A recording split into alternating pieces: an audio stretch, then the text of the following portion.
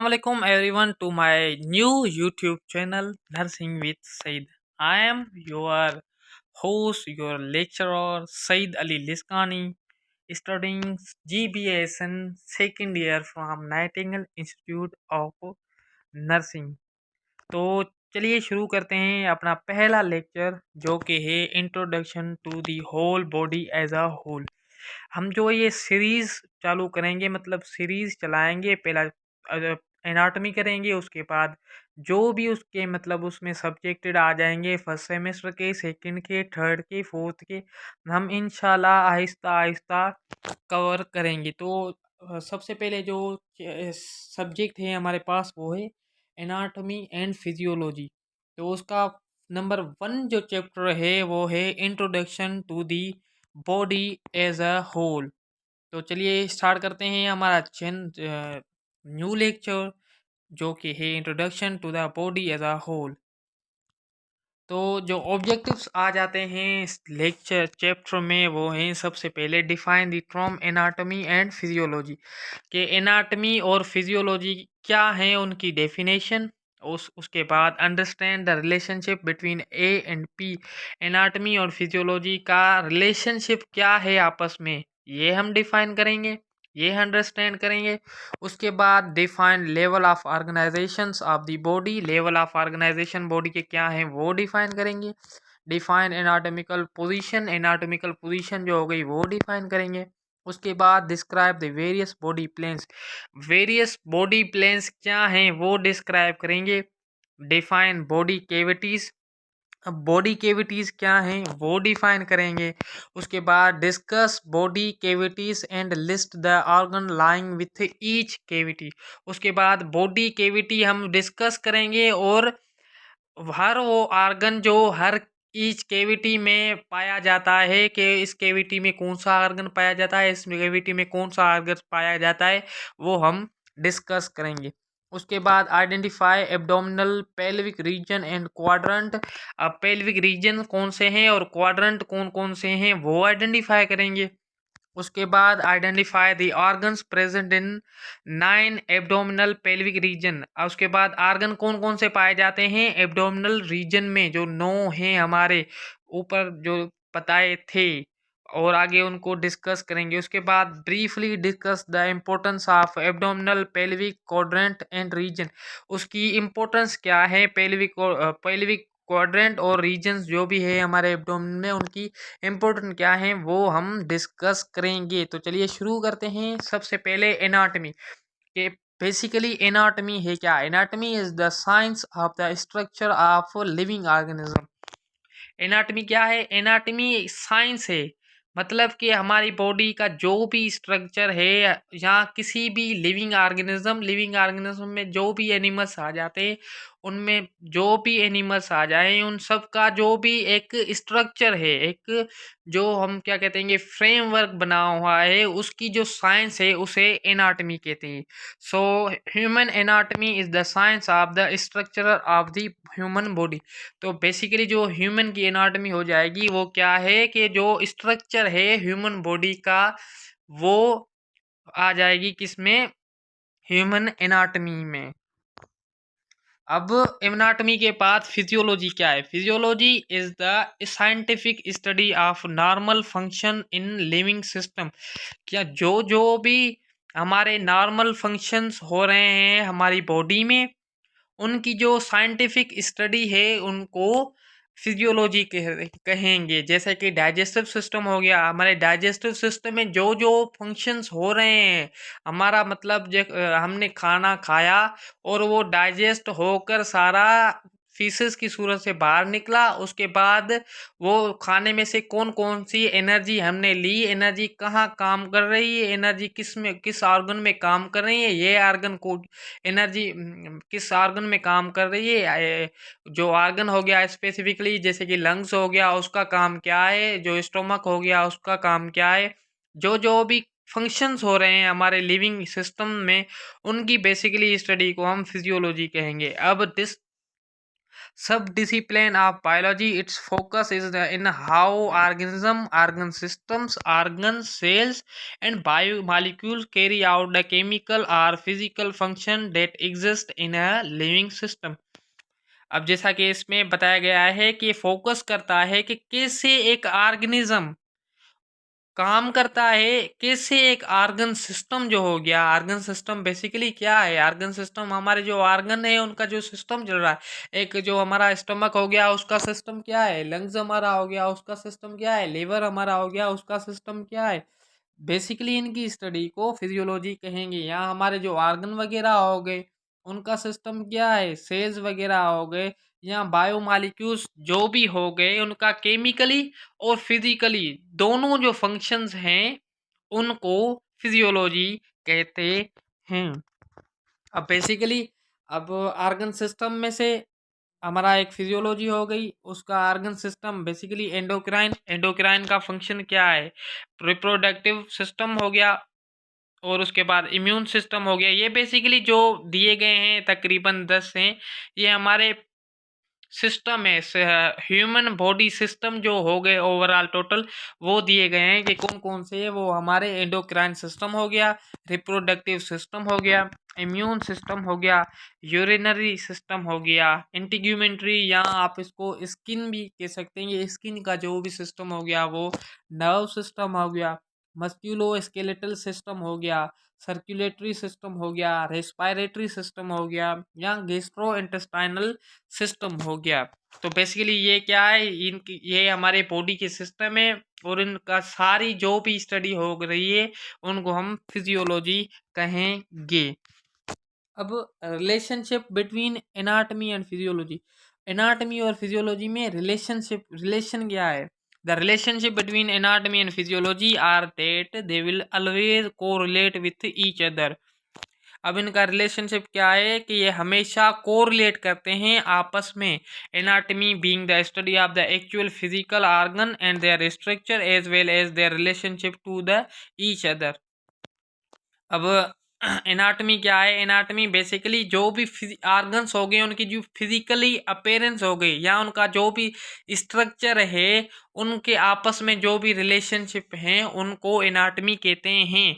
While physiology studies how those organ works to function the whole body as organ system.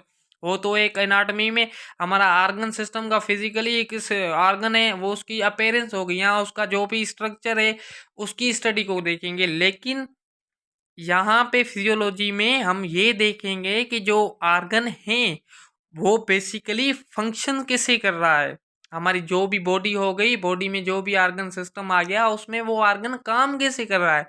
एक हमने anatomy में बताया तो सही कि एनाटमी जो क्या कहते हैं कि लंग्स की है वो इस तरह है, लेकिन हम फिजियोलॉजी में ये देखेंगे कि वो लंग्स है तो सही, इसका ये स्ट्रक्चर है तो सही, लेकिन बेसिकली ये काम कैसे करता है इसको कहेंगे हम physiology. Of level of organisation of the body. Levels कौन कौन से हैं? एक ऑर्गेनाइजेशन हो गई, ह्यूमन सिस्टम की ऑर्गेनाइजेशन हो गई, या किसी और जो भी कहते हैं कि लिविंग सिस्टम और लिविंग ऑर्गेनिज्म हो गया, उनकी एक ऑर्गेनाइजेशन है। उनमें सिस्टम कौन कौन से पाए जाते हैं? बेसिकली जो उनमें सिस्टम पाए जाते हैं वो केमिकल लेवल हो गया, उनकी केमिकली जो मतलब कंपोजिशन होगी, जैसे कि पोटेशियम सल्फेट हो गया, कैल्शियम हो गया, फास्फोरस हो गया, इन चीज़ों को देखेंगे। सेल्यूलर लेवल हो जाएगी, हमारे सेल्स वगैरह हो जाएंगे, उनकी टिश्यू लेवल हो जाएगी, आर्गन लेवल हो जाएगी, आर्गन सिस्टम लेवल, और ऑर्गेनिज्म। बेसिकली आप इनको ऐसा भी दे सकते हैं कि एक एटम हो गया, वो एटम आपस में मिलकर क्या बनाता है? सेल बनाता है। सेल आपस में मिलकर टिश्यू बनाते हैं, टिश्यू आपस में मिलकर आर्गन बनाते हैं, और आर्गन आपस में मिलकर आर्गन सिस्टम बनाते हैं, और आर्गन सिस्टम आपस में मिलकर एक पूरा ऑर्गेनिज्म बनाते हैं। तो जैसा कि आप यहाँ पे देख सकते हैं कि एक एटम हो गया, एटम बेस मिलकर क्या बनाते हैं? एक मॉलिक्यूल बनाते हैं, मॉलिक्यूल मिलकर एक मैक्रो मॉलिक्यूल बनाते हैं, मैक्रो मॉलिक्यूल मिलकर एक ऑर्गेनेल बनाते हैं, और यहाँ पे ऑर्गेनेल जो दिखाया गया है वो माइटोकॉन्ड्रिया हो गया। माइटोकॉन्ड्रिया, साइटोप्लाज्म रेक्टिकुलम हो गया, साइटोप्लाज्म हो गया, ये बेसिकली क्या है? ऑर्गेनेल है। और ये पूरे ऑर्गेनेल आपस में मिलकर एक क्या बनाते हैं? सेल बनाते हैं, और सेल आपस में मिलकर टिश्यू बनाते हैं, टिश्यू आपस में मिलकर क्या एक आर्गन बनाते हैं। आर्गन आपस में मिलकर, जैसा कि यहाँ पे स्टोमक दिखाई दे रहा है, और आर्गन आपस में मिलकर क्या बनाते हैं, आर्गन सिस्टम बनाते हैं। जैसे कि हम यहाँ आपको पता भी होगा कि आर्गन जो स्टोमक है वो किस आर्गन सिस्टम में आता है, वो डाइजेस्टिव आर्गन सिस्टम में आता है। तो डाइजेस्टिव सिस्टम क्या हो गया, पूरा ये आर्गन सिस्टम हो गया। और आर्गन सिस्टम मिलकर बेसिकली पूरा एक ऑर्गेनिज्म बनाते हैं, जो कि एक लिविंग ऑर्गेनिज्म है।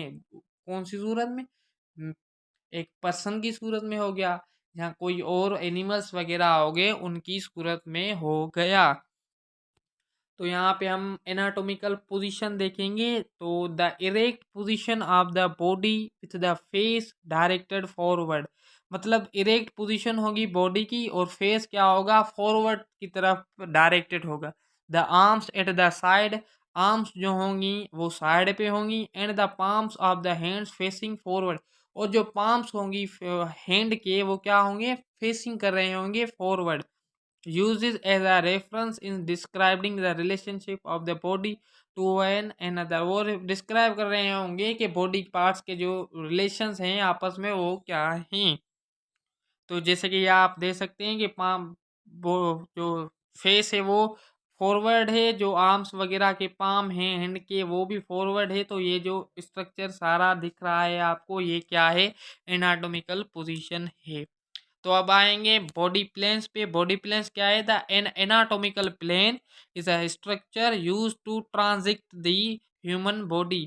अब ये क्या है, एक स्ट्रक्चर है जो कि क्या करता है, ट्रांजिट करता है ह्यूमन बॉडी को in order to describe the location of structure or the direction of movement. किस वजह से ये ट्रांजिट करता है, कि ताकि ये डिस्क्राइब कर सके एक बॉडी जो भी है या ह्यूमन है उसकी लोकेशन क्या है, उसका स्ट्रक्चर किस डायरेक्शन में है, वो किस डायरेक्शन में मूव कर रहा है, वो डिस्क्राइब कर सके। In human anatomy are three basic planes are used, और ह्यूमन में एनाटमी के जो है ना तीन बेसिक प्लेन यूज्ड होते हैं। तो कौन कौन से हैं प्लेन्स, नंबर वन पे है सैजाइटल प्लेन्स, नंबर टू पे coronal or frontal planes, number three पे ट्रांसवर प्लेन्स। तो sagittal planes being a plane parallel to the sagittal suture divided the body into sinister and dexter, left and right position। ये एक मतलब plane हो गया sagittal, जो क्या करता है, बॉडी को डिवाइड करता है एक राइट और लेफ्ट पोजीशन में। जैसा कि आप यहाँ पे देख सकते हैं कि ये sagittal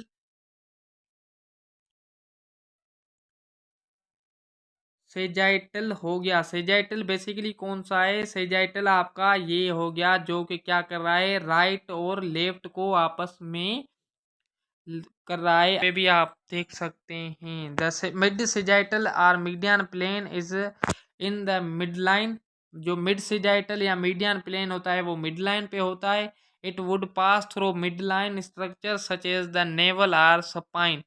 ये पास होता है मिड लाइन स्ट्रक्चर पे, जिसको नेवल या स्पाइन भी कह सकते हैं। And all other sagittal planes also referred to as parasagittal planes are parallel to it. जो भी सारे सेजाइटल प्लेन्स हो गए वो रेफर्ड करते हैं एक दूसरे को पैरासेजाइटल प्लेन्स में।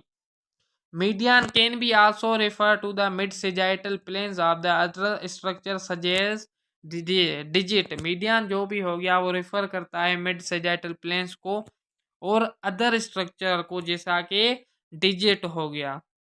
अब कोरोनल और फ्रंटल, कोरोनल बेसिकली क्या है, कोरोनल और frontal planes divide the body into dorsal and ventral, back and front or posterior and interior portion. जो कोरोनल और फ्रंटल डिवाइड करता है बॉडी को डोर्सल और वेंट्रल में, या आप इसको बैक एंड फ्रंट या पोस्टीरियर एंड इंटीरियर भी पोर्शन भी कह सकते हैं। जैसा कि बेक बेक आपने स्लाइड में देखा था, यहाँ पे भी आ गया एक इंटीरियर हो गया और दूसरा पोस्टीरियर हो गया। एक जो आगे वाली साइड पे फॉरवर्ड है और दूसरा जो बैक पे है उसे हम कोरोनल आर फ्रंटल कहेंगे। और transverse planes also known as axial plane or cross section. इसमें क्या होता है, इसको एक्सियल प्लेन या क्रॉस सेक्शन करते हैं, मतलब बीच से काट देंगे, उसके बाद जो उसका हिस्सा है वो एक अपवर्ड और डाउनवर्ड में हो जाएगा, तो इसको ट्रांसवर प्लेन्स कहते हैं। Divides the body into cranial and cordial, head and tail portion. ये क्या करता है, डिवाइड करता है बॉडी को एक क्रेनियल में और कॉर्डियल में, या एक हेड में या और टेल पोर्शन में। तो ये हो गया आपका ट्रांसवर प्लेन। तो अब हम आते हैं बॉडी केविटी पे। तो basically the dorsal posterior cavity and the ventral interior cavity are the largest body compartment। तो बेसिकली जो डोर्सल पोस्टीरियर केविटी है और वेंट्रल जो इंटीरियर केविटी है वो लार्जेस्ट बॉडी के कंपार्टमेंट हैं। The ventral cavity includes the thoracic and abdominopelvic cavity and their subdivisions. जो वेंट्रल केविटी है उसमें फर्दर थोरेसिक और एब्डोमिनो पेल्विक केविटी आ जाती हैं और उनकी फर्दर सब डिविजन्स आ जाती हैं। और जो dorsal cavity includes the cranial and spinal cavity, पर जो डोर्सल केविटी है उसमें सिर्फ क्रेनियल और स्पाइनल केविटीज आ जाती हैं। तो बेसिकली सबसे पहले हम डोर्सल केविटी करेंगे। तो dorsal cavity, cranial cavity enclosed by the skull and contain the brain spinal canal. Cranial cavity क्या करता है, इनक्लोज करता है, इनक्लोज्ड है किसको, the cranial cavity enclosed by the skull and contain the brain.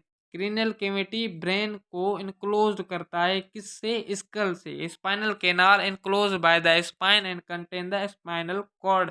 जो स्पाइनल कैनाल है वो बेसिकली स्पाइनल कॉर्ड को क्या करते हैं, इनक्लोज करते हैं, जो स्पाइन जो भी जा रही है उनमें उसको। तो ये हो गया हमारा डोर्सल केविटी। अब आते हैं वेंट्रल केविटी पे। Ventral cavity basically thoracic cavity enclosed by the rib cage and contain the lungs and heart. Thoracic cavity basically क्या करती है, ये हमारे रिब केज हो गया उनको इनक्लोज करती है। रिब केज जो हमारी हो गई उनको इनक्लोज करती है, जिसमें क्या आ जाते हैं, हमारे लंग्स आ जाते हैं और हार्ट आ जाता है। तो ये हो गया थोरेसिक केविटी है। अब abdominopelvic cavity. Abdominal cavity enclosed by the rib cage and pelvis and contain the kidney, ureters, stomach, intestine, liver, gallbladder and pancreas. अब जो हमारा एब्डोमिनल केविटी है वो फर्दर क्या करता है, इनक्लोज करता है रिब केज को, पेल्विस को, और जिसमें ऑर्गन्स जो आ जाते हैं, रिब केज और पेल्विस जो भी रीजन है हमारा, उसमें जो ऑर्गन आ जाते हैं वो कौन कौन से हैं, वो हमारे किडनी हो गया, हमारा यूरेटर हो गया, हमारा स्टोमक हो गया, हमारा इंटेस्टाइन हो गया, हमारा लिवर हो गया, हमारा गाल ब्लैडर हो गया और हमारा पेंक्रियास हो गया। pelvic cavity enclosed by the pelvis and contain bladder, anus and reproductive system। अब जो pelvic cavity enclosed करती है किसको, pelvic area को, जिसमें क्या आ जाते हैं, हमारा ब्लेडर आ जाता है, हमारा एनस आ जाता है और हमारा रिप्रोडक्टिव सिस्टम आ जाते हैं। अब बेसिकली ये आप देख सकते हैं कि ये क्रेनियल केविटी आ जाएगी। क्रेनियल केविटी क्या करता है, सिर्फ और सिर्फ इसमें ब्रेन पाया जाता है। उसके बाद वर्टिब्रल केविटी हो गया। वर्टिब्रल केविटी में सिर्फ और सिर्फ क्या आ जाता है, हमारा स्पाइनल कॉर्ड आ जाता है। तो ये दोनों जो है किसके पार्ट हैं, वो डोर्सल केविटी के पार्ट है। पर हमारा जो वेंट्रल बॉडी केविटी है, जिसमें थोरेसिक एब्डोमिनो पेल्विक केविटी आ जाता है, वो हमारा क्या करता है, हमारे रिब केज वगैरह हो गया उनको प्रोटेक्ट करता है, और जो ऑर्गन्स वगैरह हो गए उनको प्रोटेक्ट करता है। अब हम आते हैं 9 एब्डोमिनो पेल्विक रीजन्स। जो नौ हमारे एब्डोमिनल पेल्विक रीजन्स हैं उनकी तरफ। तो नंबर 1 पे जो है वो है एपीगेस्ट्रिक रीजन, जहाँ इसे एपीगेस्ट्रियम भी कहते हैं। नंबर 2 पे जो है वो है लेफ्ट हाइपोकॉन्ड्रियम या LHC। नंबर 3 पे जो है वो है राइट हाइपोकोंड्रियम या RHC। नंबर 4 पे है जो वो है अम्बाइलिकल रीजन। नंबर 5 पे जो आ जाता है वो है लेफ्ट लंबर रीजन। नंबर 6 पे है वो है राइट लंबर रीजन। नंबर 7 पे जो आ जाता है वो है हाइपोगेस्ट्रिक रीजन। नंबर 8 पे जो बेसिकली आ जाता है वो है राइट इलियाक फोसा, RIF। और नंबर 9 पे जो आ जाता है वो है लेफ्ट इलियाक फोसा, LIF। अब बेसिकली जो स्ट्रक्चर क्या है वो स्ट्रक्चर में दिखा दूं आपको। स्ट्रक्चर में जो ये पार्ट आ जाया है, जो ये पार्ट हमारा है वो है क्या, राइट हाइपोकोंड्रिक रीजन। और जो बीच में ये पार्ट है वो एपीगेस्ट्रिक रीजन हो गया। और जो लेफ्ट साइड पे अपर पार्ट है उसे लेफ्ट हाइपोकोंड्रिक रीजन कहते हैं। अब जो राइट हाइपोकोंड्रिक के नीचे जो पार्ट है बीच में उसे हम राइट, पहले पहले है वो राइट लंबर रीजन, जो ये सब ये पार्ट हो गया उसे कहेंगे। और बीच वाला जो पार्ट है उसे अम्बालिकल रीजन कहेंगे। और जो लेफ्ट की साइड पे है वो लेफ्ट लंबर रीजन हो जाएगा। अब जो नीचे सबसे पहले है, सबसे जो नीचे हैं उसे राइट इलियाक फोसा कहेंगे। और जो बीच में है इनके उसे हाइपोगेस्ट्रिक रीजन। और जो लेफ्ट साइड पे है वो लेफ्ट इलियाक रीजन कहेंगे। अच्छा, जो आर्गन इन 9 रीजन्स में किस रीजन में कौन सा आर्गन पाया जाता है वो हम देखेंगे। तो सबसे पहले जो राइट हाइपोकोंड्रियम में आर्गन पाए जाते हैं वो सबसे पहले जो हाइपोकोंड्रियम में है वो है लिवर पाया जाता है, गाल ब्लैडर पाया जाता है, राइट किडनी पाया जाता है, स्मॉल इंटेस्टाइन पाया जाता है। और नंबर 2 पे जो लेफ्ट हाइपोकोंड्रिक रीजन में जो आर्गन पाए जाते हैं वो स्प्लीन पाया जाता है, कोलान पाया जाता है, लेफ्ट किडनी पाया जाता है, पेंक्रियास पाया जाता है। नंबर 3 एपीगेस्ट्रिक में जो आर्गन आते हैं वो हैं स्टोमक पाया जाता है, लिवर पाया जाता है, पेंक्रियास पाया जाता है, ड्यूडेनम पाया जाता है, स्प्लीन पाया जाता है और एड्रेनल ग्लैंड पाया जाता है। अब राइट लंबर रीजन में जो आर्गन पाए जाते हैं वो गाल ब्लैडर पाया जाता है, लिवर पाया जाता है, राइट कोलान पाया जाता है। लेफ्ट लंबर रीजन में जो आर्गन पाए जाते हैं वो डिसेंडिंग कोलान पाया जाता है, लेफ्ट किडनी पाया जाता है। अब अम्बालिकल रीजन में जो आर्गन पाए जाते हैं वो अम्बालिकस पाया जाता है, जेजुनम पाया जाता है, इलियम पाया जाता है और ड्यूटेनम पाया जाता है। अब राइट इलियाक फोसा में जो आर्गन पाए जाते हैं वो अपेंडिक्स पाया जाता है और सीकाम पाया जाता है। अब लेफ्ट इलियाक फोसा में जो आर्गन पाए जाते हैं वो डिसेंडिंग कोलान पाया जाता है और सिग्मोइड कोलान पाया जाता है। अब नंबर 9 हाइपोगेस्ट्रियम में जो आर्गन पाए जाते हैं वो यूरिनरी ब्लैडर पाया जाता है, सिग्मोइड कोलान पाया जाता है, फीमेल रिप्रोडक्टिव आर्गन जो भी हैं वो पाए जाते हैं।